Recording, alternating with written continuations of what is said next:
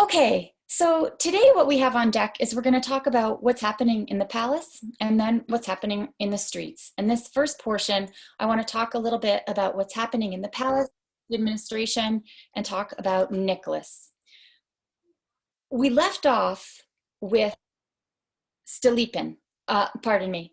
Last time we talked about the revolution of 1905, how what began as a protest of workers, women, and children in January of 1905, this protest, which was shot upon by the Tsar's soldiers, even though the Tsar was out of town, erupted in outrage. People that normally wouldn't have been that activated against the regime, even if they didn't love it, were motivated to use their bodies against the regime. There were strikes, there was protest, and the regime was very much threatened. There was a year of violence. I told you that 2,700 times the army was called on to quell domestic unrest. And by October of that year, the Tsar, in a quarter against, kicking and shoving against all his own inclinations and desires, was convinced to issue the October Manifesto, which promised all kinds of civil rights. And in February of 1906, when that manifesto became actual law, it was an even less rosy picture that he'd managed to walk back some of the promises made. Basically,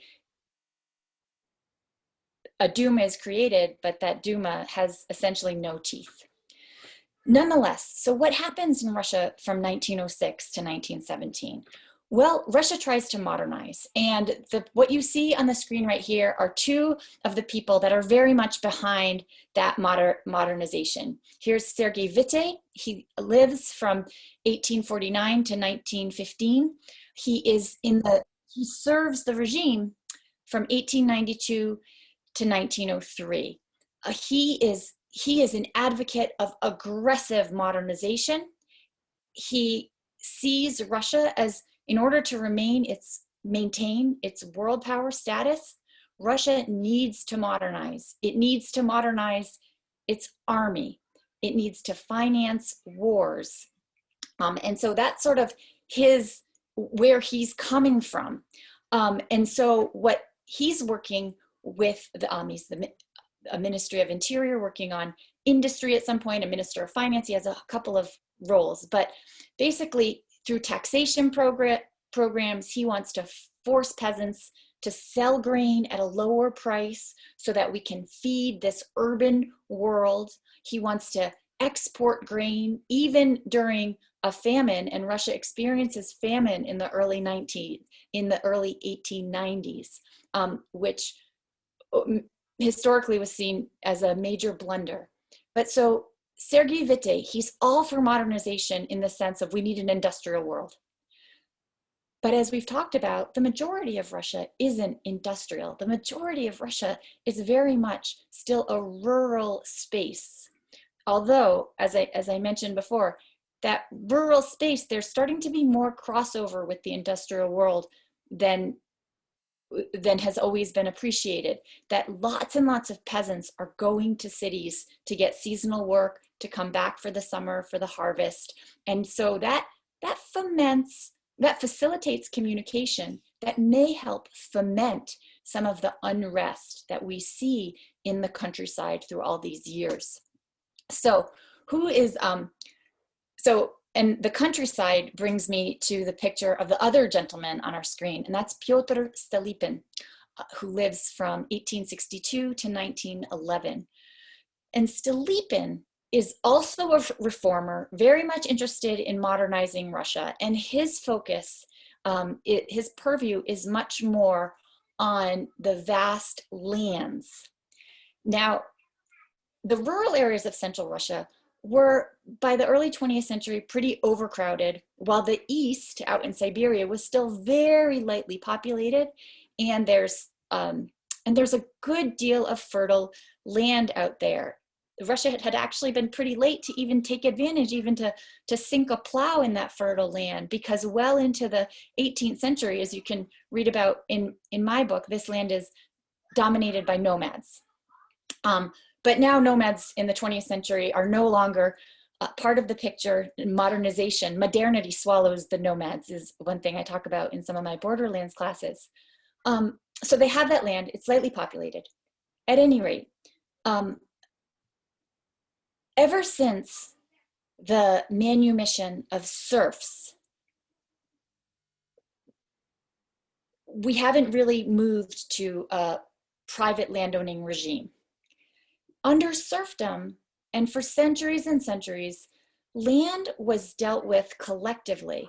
There, the mir means, it means peace, it means world. You know, the spaceship Mir is now the Soviet space station up there.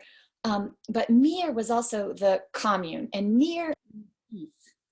And the Mir was the collective organization of land, led by some elders, always older men, and the land would be reallotted in a village or a settlement, depending on how many healthy kids someone had. Maybe Dima broke his leg, and every few years, they would kind of communally reallot the land. So it wasn't that you had a single farmer that had a single deed that was passed down through the ages. Now, that was that is an ancient model. There were reasons for it. And with the manumission of serfs, the idea, the intention was Russia would get away from that model, and we would have privatized lots, like in the United States. Thomas Jefferson thought, you know, the perfect republic is one where everyone is his own yeoman farmer. Wage labor is a bad thing. That's demoralizing and makes people unfree. So you can't like get a paycheck. That's not the vision here, but that everyone just has his own farm. And that image, that the American Revolution really spread an image that these liberal Western thinkers very much liked. Let's have private property, each and every one. But it didn't quite work out that way.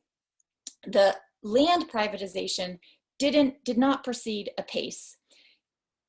Why didn't it proceed apace? Well, here's a complicated issue. Tsar Alexander II very much thought that, well, if we're going to reform the land, we can't impose the burdens of subjecthood. We can't impose the full burdens of subjecthood on our peasants if they have no means to provide for themselves. So it wouldn't be right to just say, okay, now you're a free citizen, but you've got no land, no education, no way of really taking care of yourself and serving the state as you might. So you're on your own. We can't do that. That's immoral. That's wrong. That's not workable.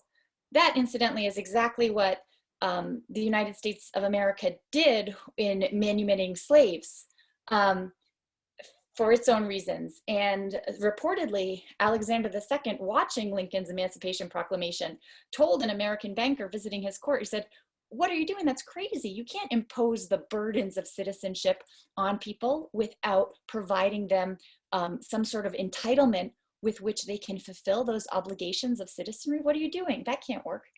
But at the same time, and so Alexander II's idea was that serfs, when they actually become free, would become free with land. At the same time, Alexander is very much squeezed by the nobility. This has been a super unpopular thing. Since Catherine the Great, who ruled from 1762 to 1796, all the Russian czars wanted to get rid of serfdom, actually. They all realized that it limits mobility, it's a drag on the economy, it's hindering kind of Russia moving forward with the rest of the modernizing world. We should get rid of serfdom. Why can't they get rid of serfdom? They can't get rid of serfdom because the whole regime is held up by that 1%, that noble class who live off the serfs. It's their entitlement. And without that support of the 1%, the czars can't sustain themselves. So even we have all these czars that know serfdom isn't good in the big picture. They want to get rid of it, but they can't because of how much they depend on that 1%. So no one really succeeds in doing it until Alexander II, and it takes losing a war that they should, or it takes not winning a war that they should have handedly won, the Crimean War. And it's when after they lose that war in 1856, we have this soul searching, okay, we got to do something about the serfs. So he decrees that they'll be free, but that pressure, that inertia from the noble class on which the czars depend. And now, if you'll recall, we don't have yet in the 1850s, 1860s, but we're starting to have a revolutionary movement, as we talked about, right? So the czar really needs some support. And in order to keep that noble support, he needs to make some concessions to the nobles. And so the concessions are that the serfs will buy you out. You'll get something. Of course, this kind of creates a dynamic of tenant farming, because it's so hard for the serfs to really get ahead to buy themselves out from their landlord. So that kind of tenant farming on a communal model. So anyway, the result is, by the early 20th century, we still have about as many serfs. Oh, sorry, they're no longer serfs. Now they're peasants. But we still have about as much land communally organized as had been in the mid-19th century. So that kind of liberal vision of privatization of land hasn't really taken place. And so in comes Stolypin. He's going to fix that. And he is really, so he's very much he's a complicated politician. He wants to both, he has in some ways some very conservative ideas. He's all for dissolving the Second Duma, but he also wants very much to push Russia into a more modern way of operating. And so what Stolypin becomes all about is privatizing that land among peasants, whether they like it or not. And what he says, we're going to make a wager on the strong. And by that, he means the strong peasants who can have a good farm on their own and really raise themselves up by their bootstraps. And so he pushes forward with this program. And there comes to be this sense, the peasants are innately conservative in the sense that they don't want to change. They're not, they're their own worst enemy. They're dragging their feet. And so we know what's good for them, and we need to push them on it. And so they pushed this privatization in ways in which there was a lot of resistance, and peasants resisted. But Stolypin proceeded, and without getting into many details, a lot of times when peasants would resist orders by their local officials, they would be court-martialed and hung there. And the nickname came to be Stolypin neckties for peasants that are getting hung because they are resisting land reforms, etc. Stolypin was unpopular, and he knew it. He said to, the first line of his will read, "Bury me where I am assassinated." And they did. I think it was in Kiev. So that is just the career of Stolypin gives us some sense of the real challenges. And to ask the question, who's the reformer, who's recalcitrant, who has the better ideas, and why aren't they getting implemented? When we ask those questions, we see what a complicated place Russia was in the early 20th century. Also, I would say that Stolypin said as well, he said, give me 20 years of peace and I can really get things done. But instead, he is carrying out all of his work amidst a number of imperial wars that are occurring around the empire. You don't necessarily need to know them. So those are just some words about Stolypin.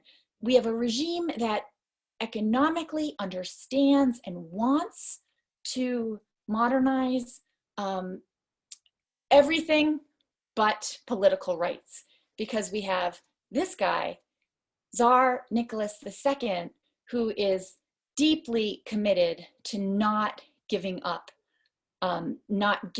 any of those political rights. As I said before, he's the one who thinks, I'm not going to I'm not going to lose autocracy for the family. I inherited an autocratic tradition, and I am going to leave an autocratic tradition to my heir. Nicholas II. He is the Tsar of Russia from 1894 to 1917. Relative to his father, Alexander III, who was a quintessential mujik, Nicholas II was almost effeminate, but his dad was this super masculine person. We might more appropriately call him genteel. He spoke English like an Oxford professor, it said. He knew French, he knew German, his manners were impeccable. The Grand Duke Alexander called him the most polite man in Europe. He was a man of great faith. He had told his minister, Count Witte, that he believed, quote, that the people do not influence events. God directs everything, and that the Tsar, as God's anointed, should not take advice from anyone, but follow his divine inspiration. He really buys this notion of Tsar as appointed by God. He's a devout family man. He gets high marks for being a loving, kind father, and even having a loving marriage, despite his ballerina mistress that he kept up in very fine apartments near the palace. Be that as it may, he had some major blunders in terms of leadership, big and small. One example of a blunder is the Hodinka happened at the event is known as Hodinka, and it was on the coronation celebration. So he's made Tsar in 1894, he's still a little bit young. In 1896, 2 years later, there's this massive coronation celebration planned. 500,000 people, 500,000 people assembled on this day in May 1896 to celebrate the new Tsar's reign. There were rumors and kind of goodie bags for all comers were prepared by the palace. And rumors spread that there wouldn't be enough of these souvenirs for everyone. And among this crowd, it started a bit of a stampede for the survey. It started a bit of a stampede for the crowd, the souvenir tables section of the events. And people tripped and stumbled. There were some ditches around the park where this was being held, and many people that fell into these ditches ended up being crushed to death and suffocated. Within minutes, 1,400 people had been killed, 600 were seriously wounded. It was a total tragedy, unexpected disaster. Nicholas went on and proceeded with the scheduled festivities for the day. That night, he attended a ball.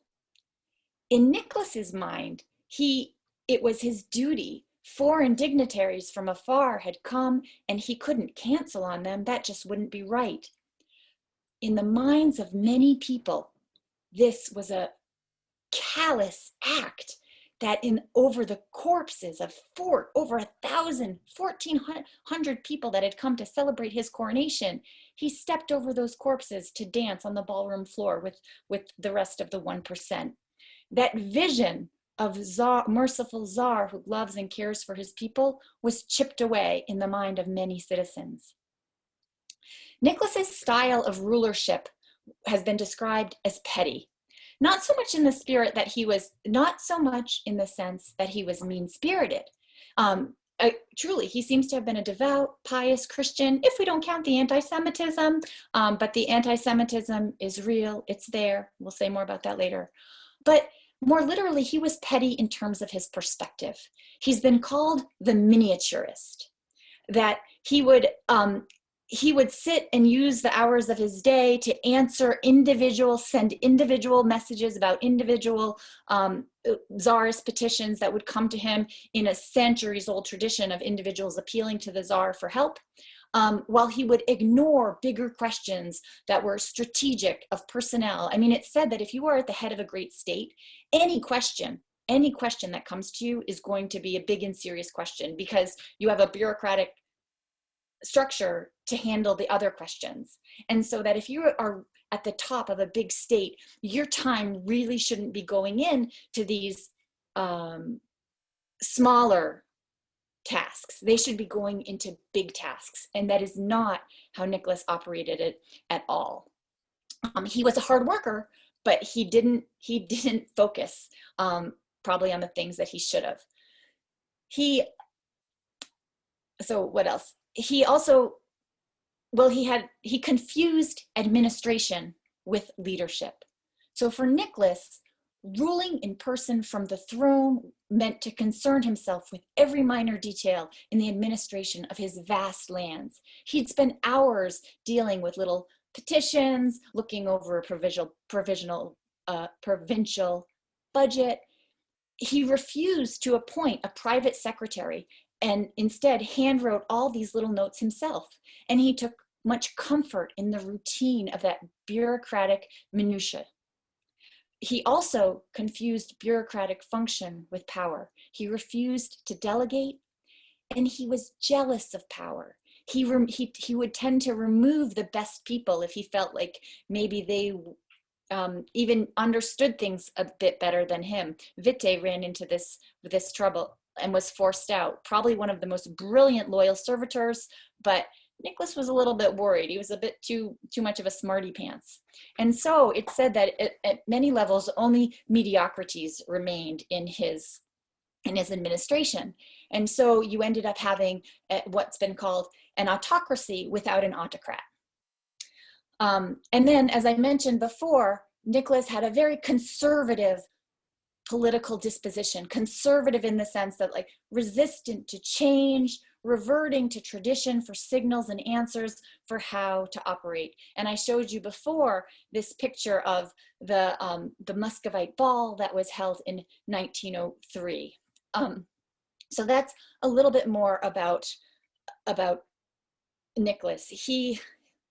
For example, Nicholas loved Glinka's patriotic opera, which was called The Life for the Tsar. He loved to go and see it. And this opera by Glinka is based on the legend of a peasant called Susanin, who had saved the life of the first Romanov Tsar, when the legend has it that Susanov was a guard and the Poles came from him. They wanted to know where Tsar Mikhail was staying, and they were going to assassinate him.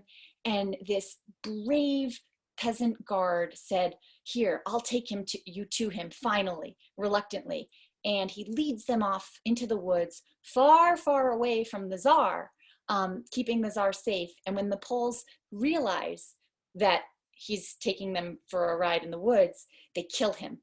And he's a hero. And Tsar Nicholas II loved this opera. He loved this story of a simple peasant, so loyal and so loving of his Tsar that he would sacrifice his own life for the Tsar. That was really the image that Tsar Nicholas wanted to live. He really embraced this idea of a mystical connection between Tsar and people. And his wife bought into that image as well.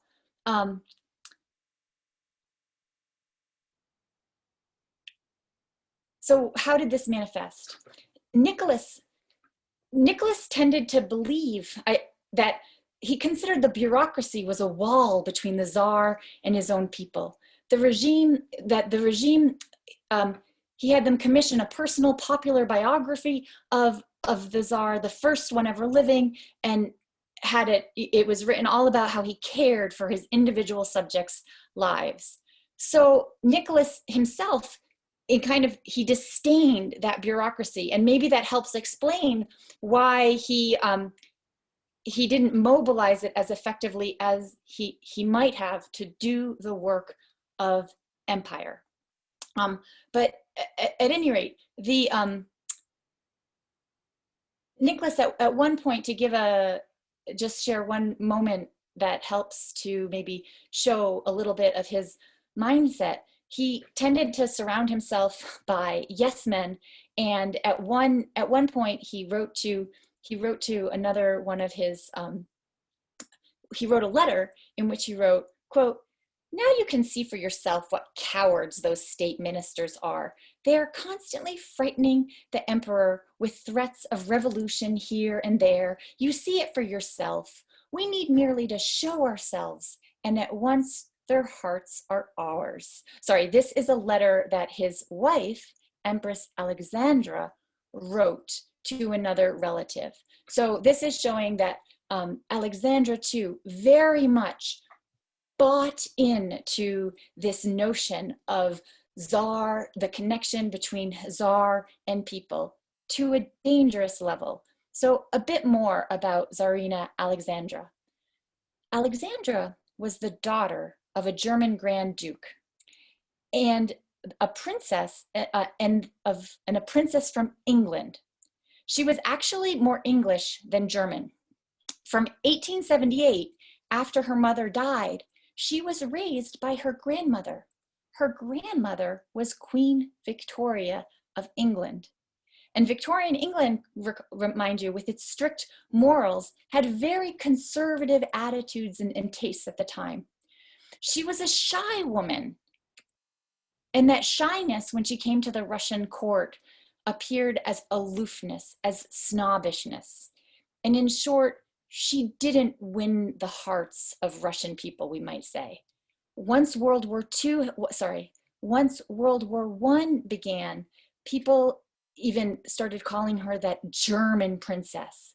She was quite disliked. Also, her association with Rasputin, which we'll talk about.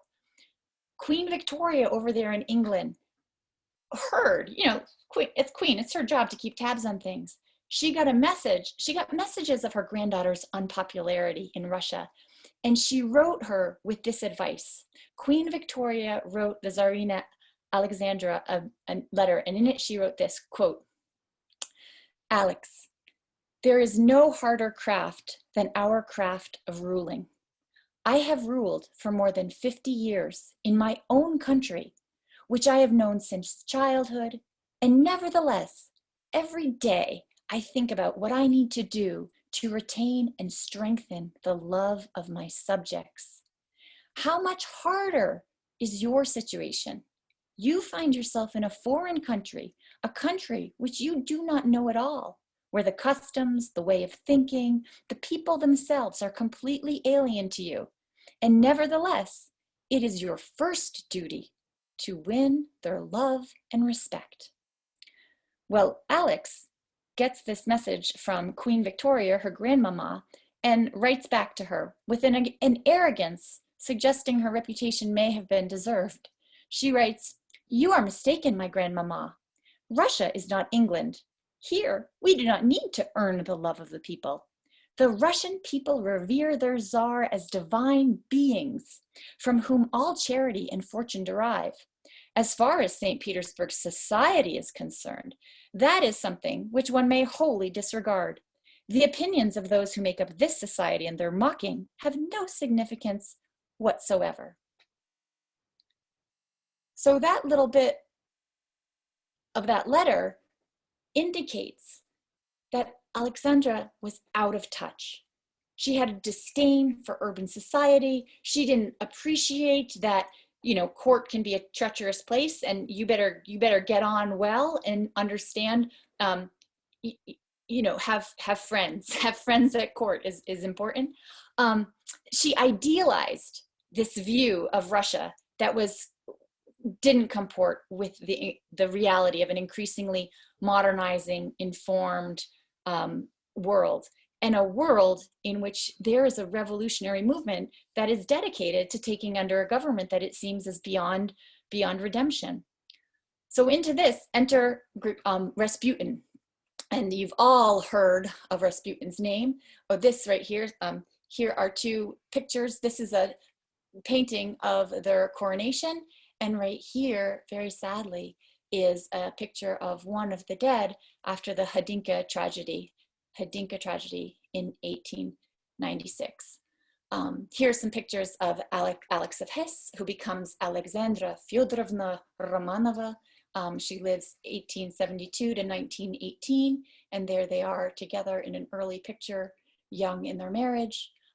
Here she is with son Alexei, and with two of her daughters. This was actually taken in Tobolsk when they were in exile already, awaiting things. Here's a family portrait. They had 4 daughters and a son, and this is a picture of the family taken around 1910. And here we get to Rasputin. You've all heard of Rasputin. Grigory Rasputin lived 1869 to 1916. He was born in a Siberian village to a relatively wealthy for Siberia family. Supposedly he had a dissolute early life, total wayward partier, and then he went to a monastery of Verkhator, a place of which I have read all of the customs books that survived from the 17th century. And he returned a changed man. He traveled around, he was charismatic, he goes into the church. People recorded even then his hypnotic eyes. He was very charismatic. In 1903, he comes for the first time to St. Petersburg, sponsored by a Siberian archimandrite, and he becomes Alexandra's confessor. So this, little monk from Siberia ends up being the confessor to the Tsarina of Russia. This is a meteoric career rise if you're for the clergy. In 1904, the son Alexis was born. Alexis was a hemophiliac. He got it from Alexandra's side. One of her uncles, one of her brothers, and 3 of her nephews died from this disease. And it seems to be a fellow traveler, or just in the gene pool of all these intermarrying dynasties. It turned out that hemophilia is an occupational hazard of Europe's royal houses in the late imperial era. At any rate, Alexis has this disease. It means that blood does not clot naturally. So a cut could bleed out, that's fine, but even more dangerous is sometimes if you have internal bleeding. At any rate, so this is a harrowing disease to live with for your child. In 1912, the family is on a vacation in a place called Spala, a hunting estate in eastern Poland. And Alexei has a spell that leads him to bleed badly. A large and painful tumor emerges on the inside of his upper leg. It looks like it's the end. Priests administered the last rites. Medical bulletins even published that the Tsar's health was endangered. This is the type of thing you don't do unless it really looks like it's going to happen because of the potentially destabilizing effects. Churches held prayer services for the Tsar. Alexandra sends a telegram to Rasputin, in whom she has tremendous faith. She thinks that he calms the boy and can stop bleeding episodes, that he's connected to God. Rasputin sends a telegram wire back to the Tsarina saying, "The little one will not die." Within hours, Alexei undergoes a sudden recovery. The bleeding stops, the fever subsides. This is known as the Spala miracle to the royal family. After this, Rasputin's position at court is unassailable. Rasputin was a total troublemaker. And Alexandra thinks that he's key to keeping her son safe, that somehow he can stop the bleeding. Rasputin, once he gives her advice about this minister should go, that minister should go. He gave me side-eye at a party the other day. I want him out. I mean, he wouldn't maybe put it in those sorts of terms, but his character has been described as sufficiently facetious that I editorialize as such. So some people around Nicholas are warning him, get rid of Rasputin. This guy is bad news. Russia has enough challenges right now, and having this huge turnover at the top, some of it at the whims of Rasputin, is really bad. Please get rid of him. And Nicholas wouldn't do it. And he actually, in one unguarded moment, he even said to someone, better one Rasputin than 10 fits of hysterics every day. So it was really Alexandra's belief in Rasputin's powers to keep her son's health well that ensured his position at court. Well, finally, some in the aristocracy took matters into their own hands. And in 1916, Rasputin was murdered by Felix Yusupov and some other nobles. So he's out of the picture. But late 1916, a lot of damage has already been done. So with that, I'm going to stop. We'll take a break, and I'll take questions, and then we'll talk a little bit more about. We'll talk a bit more about 1917. Let me